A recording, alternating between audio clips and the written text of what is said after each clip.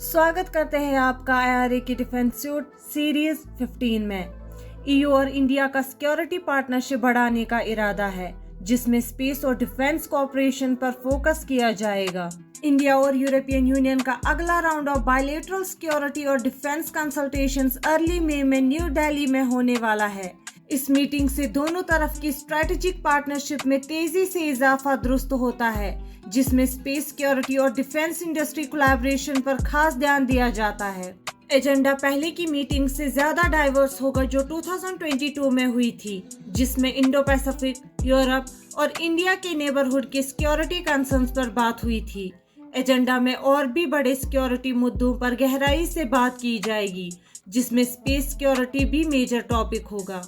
दोनों पार्टीज को defence industry में कोलैबोरेशन बढ़ाने के तरीके ढूंढने में भी दिलचस्पी है, जिसमें डिफेंस इक्विपमेंट का को डेवलपमेंट और को प्रोडक्शन शामिल हो सकता है और इंडिया शायद EU के परमानेंट स्ट्रक्चर्ड कोऑपरेशन यानी पेस्को प्रोग्राम में शामिल हो। पेस्को इनिशिएटिव का मकसद है EU के सदस्य राज्यों के बीच रक्षा मामलों में गहरे कोऑपरेशंस को बढ़ाना। ये कदम इंडिया EU सिक्योरिटी टाइज में एक अहम कदम रहेगा, जो रीजनल और इंटरनेशनल स्टेबिलिटी को बनाए रखने में बहुत बड़ा योगदान देगा। बढ़ते हैं एक और खबर की ओर।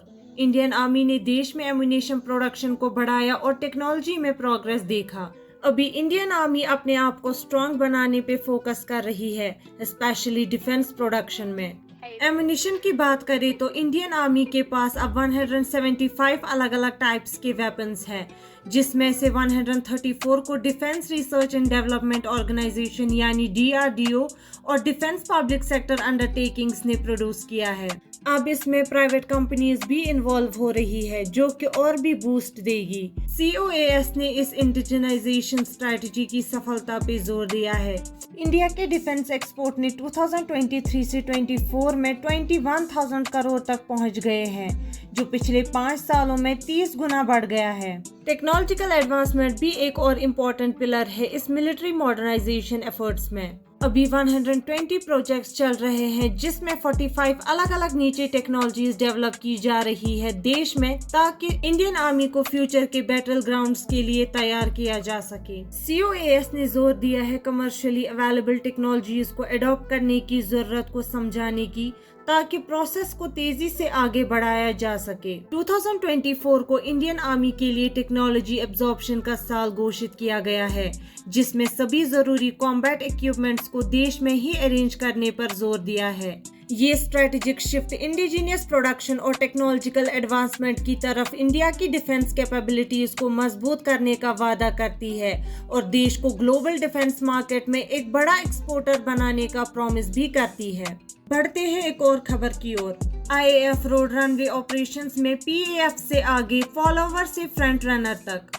इंडियन एयरफोर्स यानी IAF अब इमरजेंसी लाइटर जेट लैंडिंग्स में एक लीडर बन गया है, हाल ही में पाकिस्तान एयरफोर्स यानी PAF को पीछे छोड़ते हुए। पाकिस्तान ने सब कॉन्टिनेंट में 2000 में रोड रनवेज को इंट्रोड्यूस किया था, जो जंग के दौरान एक टैक्टिकल एडवांटेज प्रोवाइड करता है।